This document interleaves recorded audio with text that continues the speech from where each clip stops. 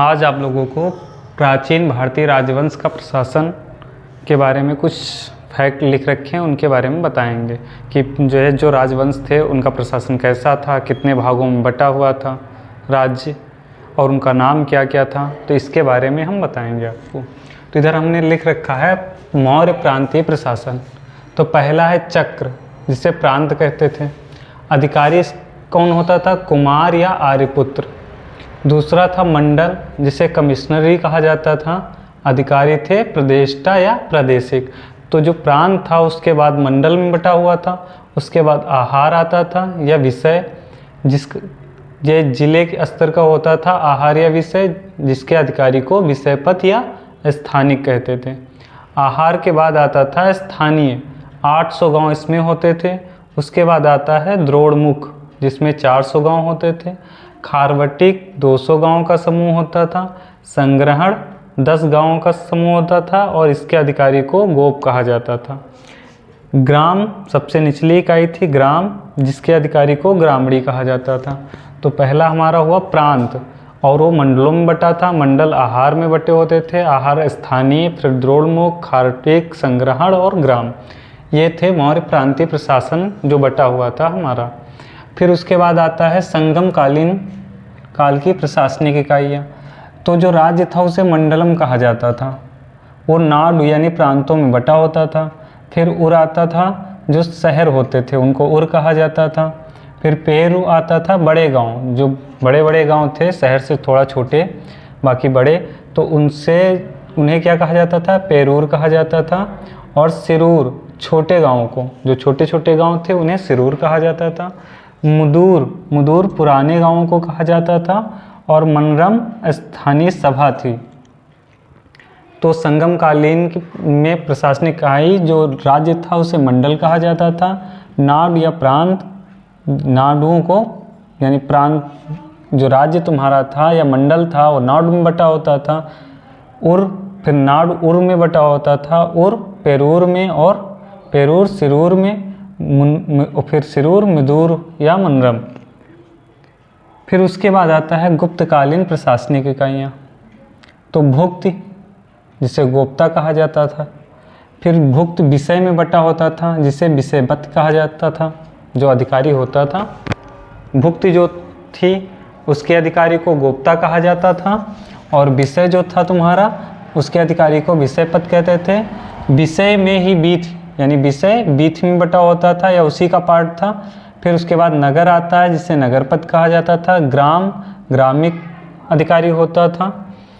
अब गांव के समूह, जो गांव के समूह थे या कुछ गांव मिला के, उनको पेठ कहा जाता था या संटक कहा जाता था। पेठ या संटक।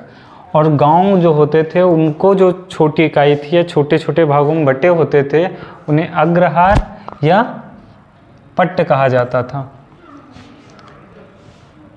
अब यहाँ हमने यही लिख रखा है, जो बीथ थी तुम्हारी विषय का ही एक हिस्सा थी। अब उसके बाद आता है चोलकालीन प्रशासनिक इकाई। तो चोलकालीन जो प्रशासनिक इकाई थी, तो साम्राज्य था हमारा, वो मंडल में बटा था। और मंडल के बाद वलनाडु या कुट्टम। फिर उसके बाद आता है नाडु, जिले स्तर की थी इकाई ये। सभा जो इसकी थी, नाडु की जो सभा थी उसे नत्तार कहा जाता था। नाड के बाद आता है कुर्रम, ग्राम संघ होता था, कई गांवों को मिला के कुर्रम बनता था। फिर आता था सबसे निचले स्तर पर ग्राम। यहाँ पे हमने कुछ शब्दावलियाँ दे रखी हैं।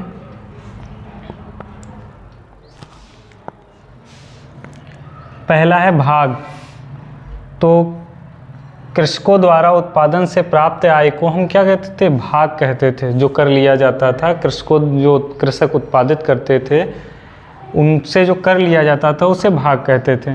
प्रवेश क्या था? आयात कर था, यानी एंट्री, प्रवेश करना, तो उसे आयात कर कहते हैं। निष्क्राम निर्यात कर था, किसी चीज़ को बाहर भेजना, निकालना, तो उससे याद रखेंगे निष्क्राम निर्यात कर। फिर प्रणय, आपातकालीन एक कर होता था। प्रणय में यानी प्राण से इसको याद करेंगे, प्राण बचाने से, तो आपातकालीन कर था ये। बलि एक प्रकार का भू राजस्व था। ये उपहार स्वरूप भी लिया जाता था। हिरण नगद कर था, इसमें कैश के रूप में प्राप्त किया जाता था।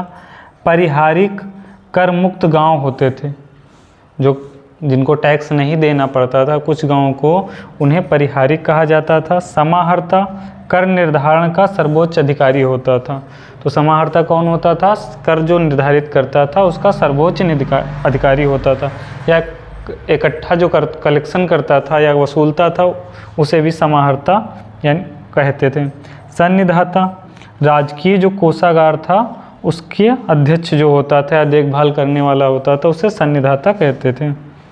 तीर्थ महामात्र व आमात्य ये मौर्यकालीन उच्च अधिकारियों को कहा जाता था।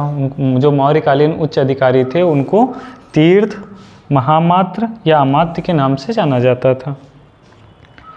गूढ़ पुरुष कौन होते थे? गुप्तचरों को कहा जाता था। संस्था जो अस्थायी गुप्तचर थे उन्हें संस्था कहा जाता था।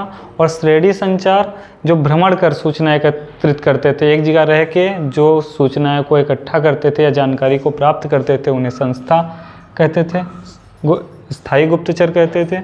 और श्रेणी जो भ्रमण करने वाले थे और सूचनाओं को इकट्ठा करते थे गुप्तचर, उन्हें श्रेणी कहा जाता था। अब देखिए टिनाई क्या होता था? टिनाई क्षेत्र, जो क्षेत्र को टिनाई कहा जाता था।